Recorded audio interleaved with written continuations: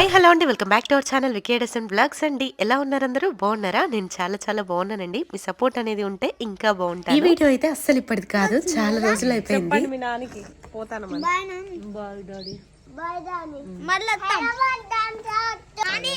మళ్ళా తీసుకొస్తాము తాంబేల్ని. మరి తినద్దు ఆ తాత వచ్చినప్పుడు. తినను. నువ్వు కాదు తినేది, ఆ తాత. చెడు డాడీ తాత ఎవరు? వర్షినక్క వాళ్ళ తాత. అప్పుడు ఆయన తినడు.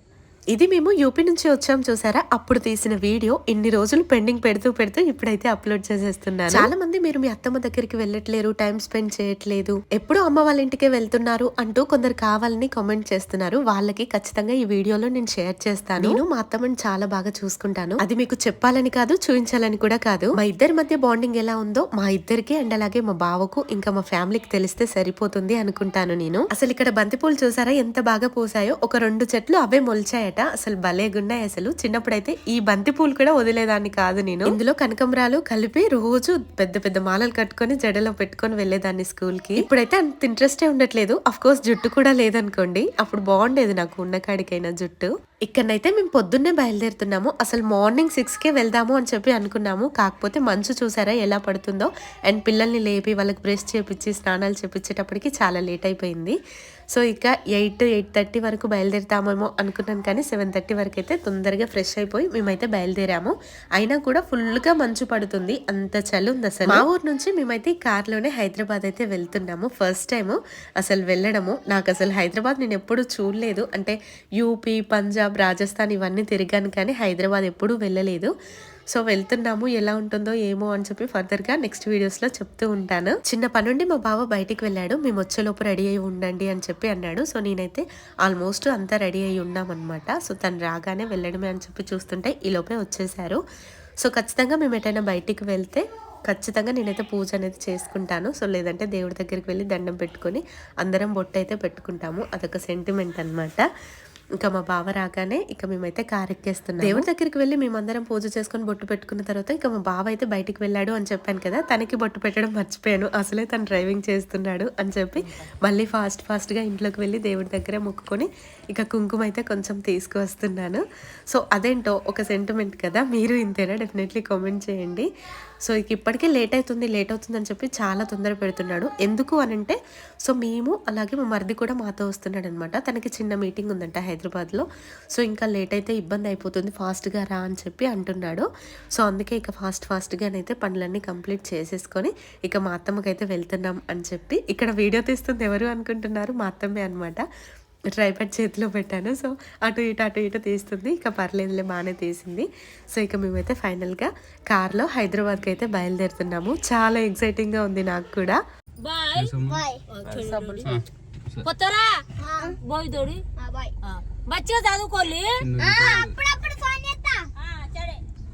అప్పుడప్పుడు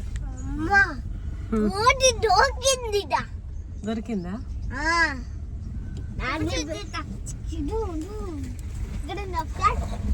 ఏమన్నా? నమస్తే అంకల్. Good bye. గట్టిగా చెప్పాలి కదా.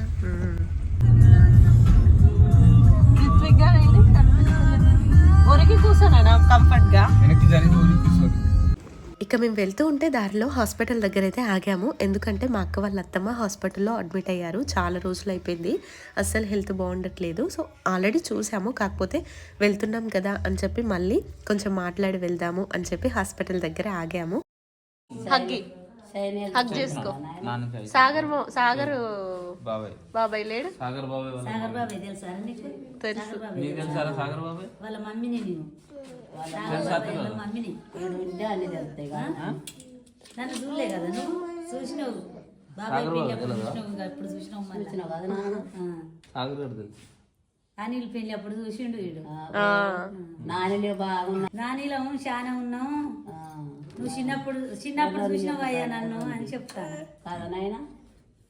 అయ్యా నేనే అంటానా, ఎందుకరా అంత కటపడి సాగర్ బాబాయ్ వాళ్ళ మమ్మీ.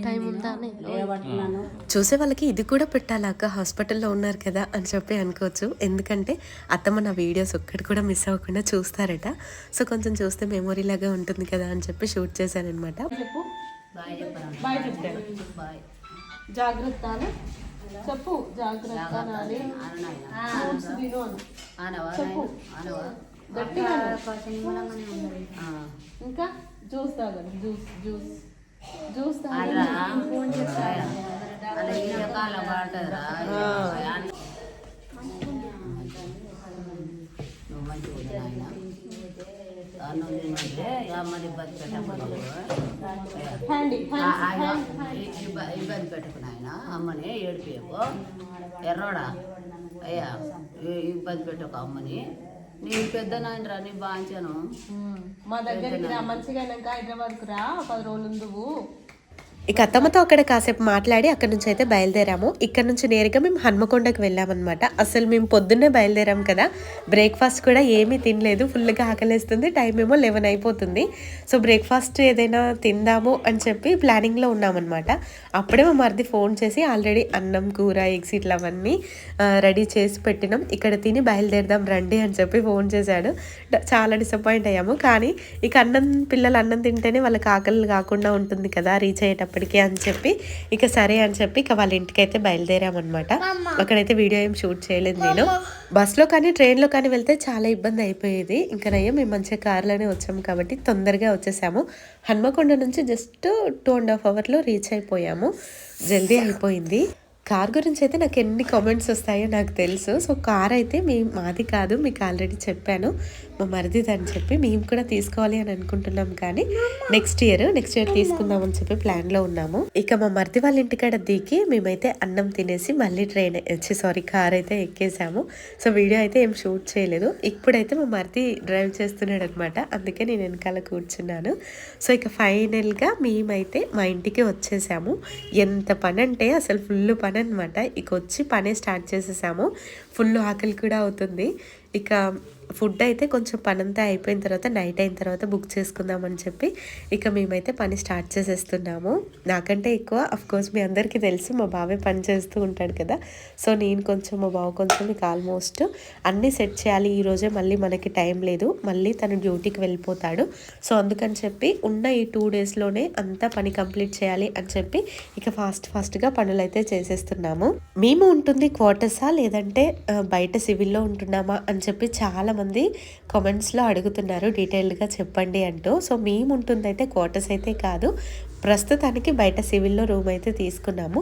క్వార్టర్స్ దొరికే ఛాన్సెస్ ఉన్నాయంట. సో మళ్ళీ మేము క్వార్టర్స్కి షిఫ్ట్ అవ్వాల్సి వస్తుందేమో అని చెప్పి భయం అవుతుంది. ఎందుకంటే ఇక్కడ సెటిల్ అయ్యాము, ఆల్మోస్ట్ సెటిల్ అయిన తర్వాత మళ్ళీ ఇప్పుడు క్వార్టర్స్ దొరుకుతాయి అని చెప్పి అంటున్నారు. అయితే ఫస్ట్ ఏంటంటే క్వార్టర్స్ దొరికే ఛాన్సెస్ తక్కువగా ఉన్నాయి, సివిల్లోనే ఫ్యామిలీ పెట్టాల్సి వస్తుంది. సో అప్ అండ్ డౌన్ చేస్తాను నేను అనే ఉద్దేశంతో మా బావ మమ్మల్ని తీసుకొని వచ్చాడు. సో తర్వాత ఏంటంటే ఇప్పుడు క్వార్టర్స్ దొరికే ఛాన్సెస్ ఉన్నాయి అని చెప్పి అంటున్నారట.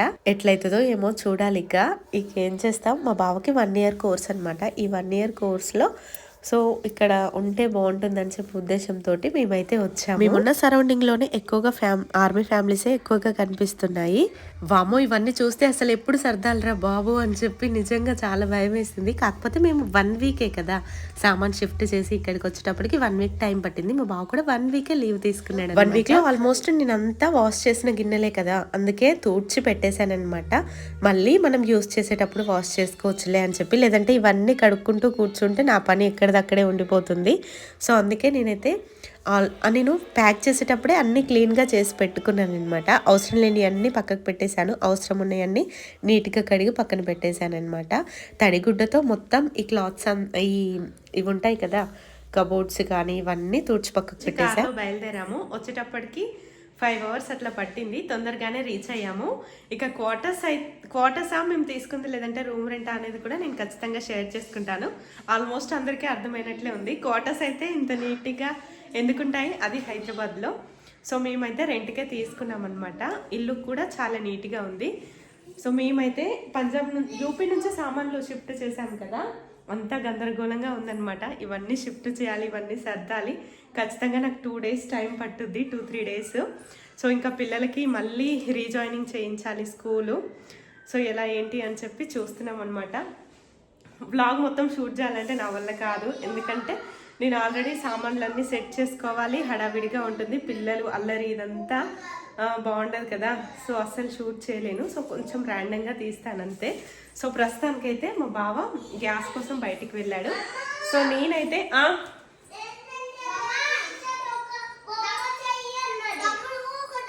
అది ఎక్కడుందో నాన్న, ఇప్పుడు ఉన్న వాటితో అడ్జస్ట్ అవ్వండి సరేనా. ఎరేజర్ కావాలా నీకు? చూస్తావు ఇక్కడ ఉండే.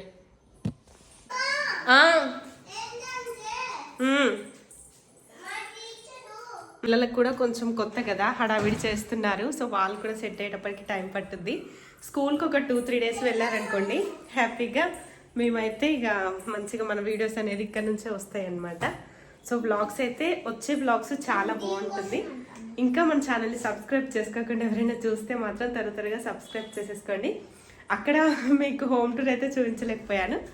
సో ఇక్కడైతే చూపించడానికి ట్రై చేస్తానన్నమాట. ఇల్లు మాత్రం నాకు నచ్చింది, పర్లేదు అనిపించింది. చూద్దాం, ఇంకా వీడియోస్ అయితే కంటిన్యూస్గా ఫాలో అవుతూనే ఉండండి. ఇప్పుడైతే మా బావ బయటికి వెళ్ళాడు కదా, వచ్చేసరికి కొంచెం పని అయితే నేను కంప్లీట్ చేస్తాను. నాకైతే ఈ టైంకి ఫుల్గా ఆకలేసేస్తుంది. బావ బిర్యానీ ఆర్డర్ పెట్టు అని చెప్పానమాట. సో ఇక బిర్యానీ అయితే వచ్చేసింది. సూపర్, అసలు ఎంత బాగుందంటే చాలా బాగుంది. అదేదో ఫేమస్ బిర్యానీ అట చెప్పాడు, కానీ మర్చిపోయాను. అదేంటో నాకు వేడియే మర్చిపోతూ ఉంటాను. సో ఏదైతే మేమైతే కడుపు నిండా తిన్నాము, డబ్బులు పోయినా సరే సాటిస్ఫాక్షన్గా మంచిగా హ్యాపీగా తినేసామన్నమాట. ఇదన్నమాట వీడియో. నచ్చితే లైక్ చేయొచ్చు కదా. Thank you.